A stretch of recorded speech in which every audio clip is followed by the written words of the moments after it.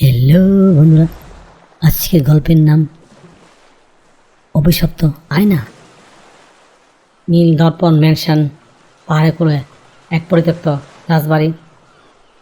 রুদ্র একজন সৈনিক, শৌখিন প্রত্নতাত্ত্বিক সংগ্রাহক। সে নিলামে এক অদ্ভুত কারুকার্য করা বিশাল আয়না কিনেছে।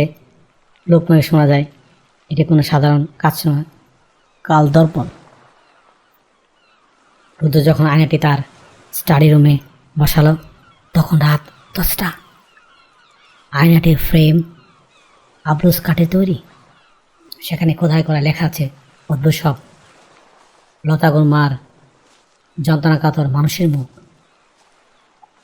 রুদ্র স্ত্রী মায়া আয়নাটি দেখে শিহরে ওঠে। সে বলল, রুদ্র, এই আয়নাটাকে কেমন যেন অপার্থিব মনে হচ্ছে। মনে হয় ভেতর থেকে কেউ আমার দিকে তাকিয়ে আছে। রুদ্র হেসে উড়িয়ে দিল, কিন্তু মাঝরাতে হঠাৎ রুদ্র ঘুম ভেঙে যায়। সে শুনতে পায় স্টাডি রুম থেকে কেউ তাকে ফিসফিস করে ডাকছে। রুদ্র যখন আয়নার সামনে দাঁড়ালো সে নিজের প্রতিবিম্ব দেখতে পায় না, বললে সে দেখল 20 বছর আগে তার ছোটবেলা। সে দেখছে তার মা তাকে হাতছানি দিয়ে ডাকছে। রুদ্র মহাচ্ছন্ন হয়ে আয়নায় হাত ছোঁয়াচ্ছে। বরফ শীতল সেই স্পর্শ তার রক্তহীন হয়ে গেল।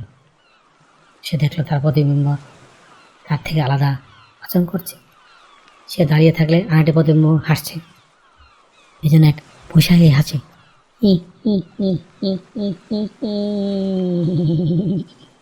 পরের দিন থেকে রুদ্র আচরণ বদলে গেলে। সে সারাক্ষণ আয়নার সামনে বসে থাকে।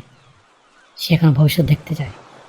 সে দেখলো আগামীকালের খবরের কাগজে মায়ের মৃত্যু খবর ছাপা হয়েছে।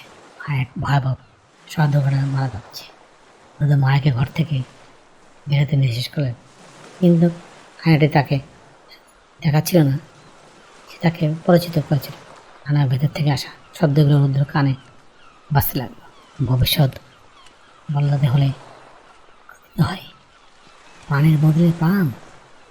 রুদ্র দেখলো আয়নার ভেতর থেকে কালো ধোয়ার মতো হাত বেরিয়ে আসছে। সে বুঝতে পারল সে যতবার অতীত আর ভবিষ্যৎ দেখছে, আয়নাটি তার আয়ু শুষে দিচ্ছে।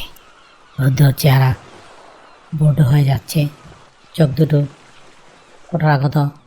মায়া যখন তাকে সরাতে গেল রুদ্র তাকে ধাক্কা দিয়ে ফেলে দিল। রুদ্রের চোখে তখন মায়া নয়, বরং এক শিকার। রাত 3টা, বাইরে প্রচণ্ড ঝড়। রুদ্র আয়না গভীরে দেখতে পেল নিজের মৃত্যু। সে দেখছে আয়নার ভেতর থেকে তার নিজের এক প্রতিবিম্ব বেরিয়ে এসে তাকে রাত করে মারছে। হঠাৎ আয়নাটি ফেটে গেল না, বরং তরল হয়ে গেল। রুদ্র প্রতিবিম্ব আয়না থেকে বেরিয়ে এলো। রুদ্রটাকে টেনে হিঁচিয়ে আয়নার ভিতরে নিয়ে যেতে লাগলো। রুদ্র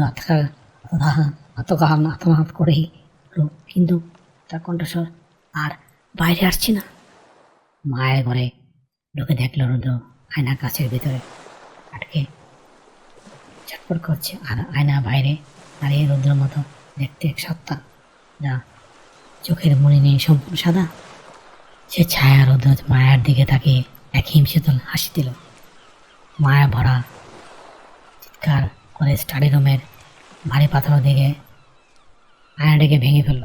মুহূর্তের মধ্যে সব স্তব্ধ, কিন্তু আয়না ভাঙার সাথে সাথে রুদ্রর শরীর হাতের টুকরো হয়ে মেঝেতে পড়ে গেল। পরের দিন সকালে পুলিশ এসে দেখলো যে এখানে কেউ নেই, মেঝেতে পড়ে আছে ভাঙা আয়নার হাজারো টুকরো। প্রতিটি টুকরো রুদ্র যন্ত্রণাকাতর মুখটি দেখা যাচ্ছে। প্রতিটি কাচ ভাঙা, যেন একটা ছোট জেলখানা।